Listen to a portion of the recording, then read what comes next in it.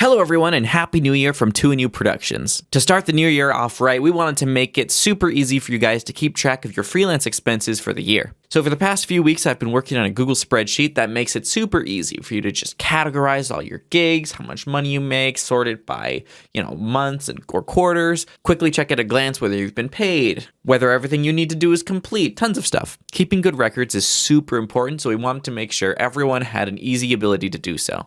And in this video, I'm just going to show you how to use it real quick, and I hope you have a great 2023. I also want to mention that if you or anyone else you know needs broadcast services, feel free to drop us an email at hello@twoandnewproductions.com. We also offer services and support for media servers to send video feeds across the internet for your own broadcasts. And also, remember to subscribe to see more tutorials and utilities like this.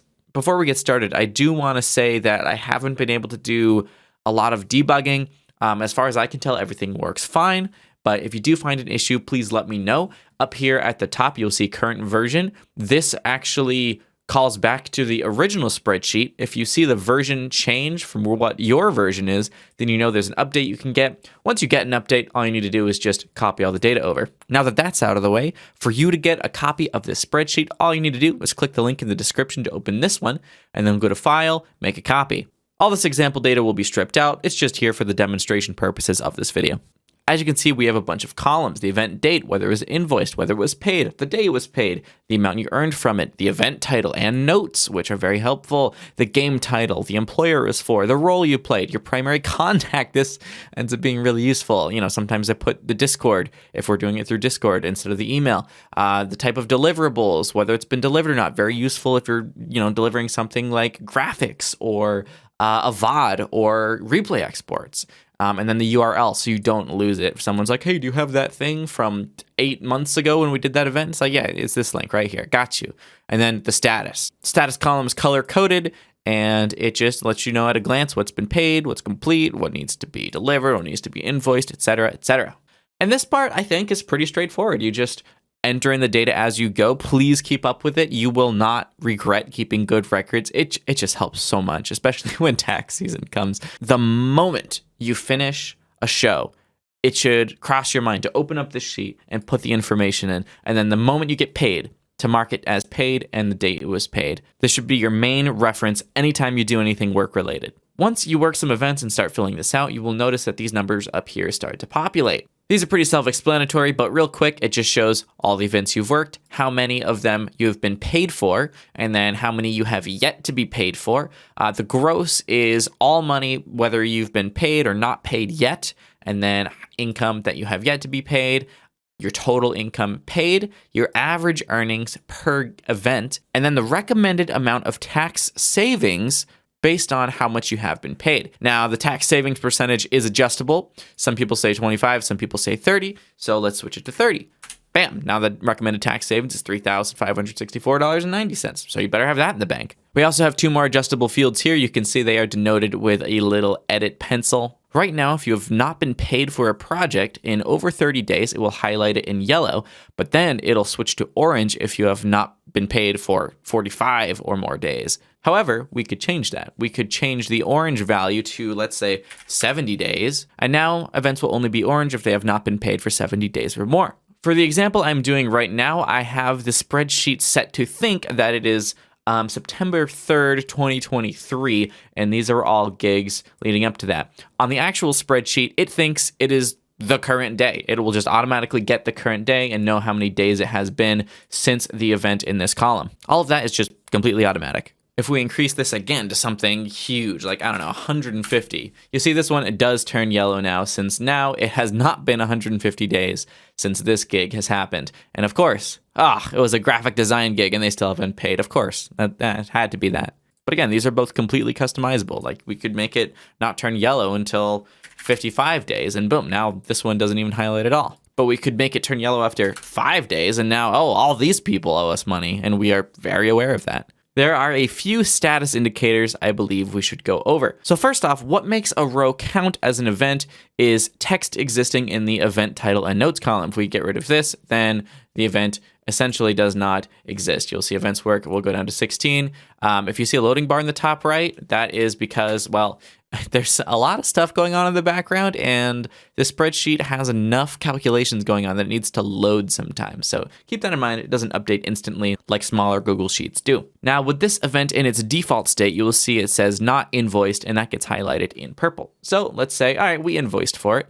What comes up next is not delivered. So we haven't given the deliverables over. So let's go ahead and do that. Let's deliver that to the client. It'll do some calculations. Now it is just unpaid, which is the everyone's least favorite thing to see. Unpaid. I know it's very much a problem in the esports industry, people not getting paid on time, but now at least you can see at a glance who's not paying you, and it might make it easier to ask them about it. But once we mark it as paid, it'll do the calculation again, and then bam, it'll highlight it in green, and we are good to go. That event is complete. That's pretty much it for the main tab. We also have expenses and statistics. Now, the expenses tab is really not a whole lot to look at. It is just a super basic way to mark down all of your, expenses that you can deduct from your taxes at the end of the year. So it's just a convenient place to have all your earnings and all of your deductions all kind of in one spot. You could put maybe you deduct your home office. You can put this in here every month. Maybe you buy something that you use for work. You can put that in here.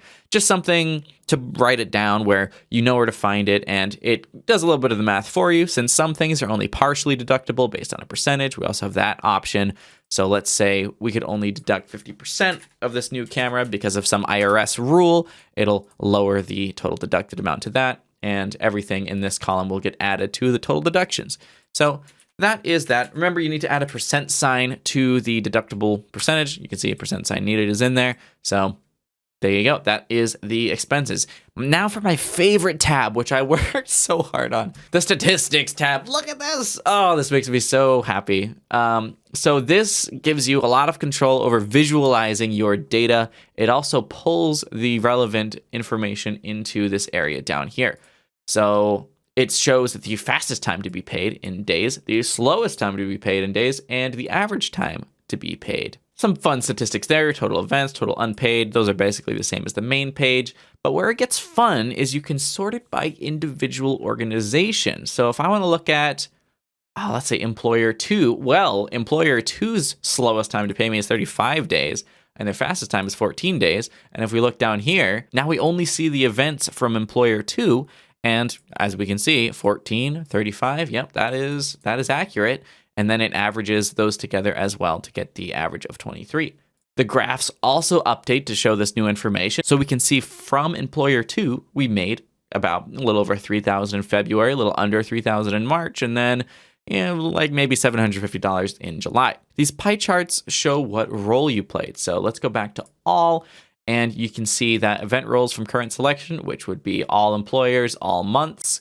And we can see we were an observer 29.4% of the time, technical director 11.8% of the time. I will say that this data does rely on you using the same naming scheme for your role. So if you have one be producer and then the next one is producer plus, it'll consider that completely separate roles, and you'll end up with smaller fractions on that pie. So just try and name things the same. Same with employer/org. Make sure that these all follow the same name. If you work for, let's say, Riot Games, make sure you spell Riot Games the exact same way every time, so that way you get fun stats like this. We can also sort the events based on our selection. So it shows all the earnings from all the selected events. We can sort them by, let's say, let's sort them by date, and then right now it's in descending, so let's switch it to ascending, and bam, now it does from the start of the year towards the end of the year. And we could even change it to, let's say, the role. So now it's sorted by role. You can see alphabetically because we're in ascending mode: actor, designer, observer, producer, replay op, technical director. So a lot of fun ways to sort the data. One of my favorite ways to sort the data is days to be paid. So you can really get a good idea of who sucks at paying you. And 35 days to pay me. Ooh, employer 2 on the adventures of Jeremy 3, shoot 10. That's a little bit long there. So, it does allow you to get some insight into each employer you work for. Another thing is it also grabs the best and worst paying event from your current selection. So right now, the best paying event is Adventures of Jerry 3, shoot 9 on 2/9/2023. And then the worst paying event is $235 for an event number 11, okay, on August 28th, 2023. So that's pretty fun. If we were to sort it by Q1, then in Q1, the worst paying event was Super Fortnite 1, and the best paying event was still that same one, but I don't know, let's try Q2. Q2. And okay, Logo for Company 4 was the best paying event, and then Random Event 6 was the worst paying event for Q2. We can also see Q2 earnings, and this text updates to reflect exactly what's in the dropdown. So you can view earnings pretty quick, like, I don't know, January earnings, 1,500, February earnings, 3,200, March earnings, 3,600, et cetera, et cetera. You can also see it on the graph. Yeah, it's just, very easy to get this information. You can also sort by company by date. So if you want to see just this one company I work for in Q2, then you can totally do that. And of course, we only did 2 events for this company in April, which is Q2. Let's say like employer 2. No data for that. We'd have to go back to, in Q2, there's literally nothing. We'd have to go to Q1 and bam, here's all the data for employer 2 in Q1. Let's see employer 1 in Q1. There we go. So this is all we did for employer 1 in Q1. This took quite a while. I learned a lot making this, and I'm happy that I get to share it all with you for free. So with that said, please enjoy this spreadsheet, make the most of it, keep good records, and when tax season comes around in 2024, you will thank me and yourself for being diligent enough to keep good records, and you'll also save money on taxes because you'll have all your expenses in here and you'll have everything else in here. Lastly, just on the statistics page, the only areas you should edit are the drop downs. Everything else should not be edited. And with that, guys, don't touch the backend data tab. There's a lot of stuff in here, a lot of math going on. Just don't worry about it. I'm going to lock that tab before I release it here in a few minutes. So hope you all enjoyed this one. Have a great 2023, and I will see you later. Peace.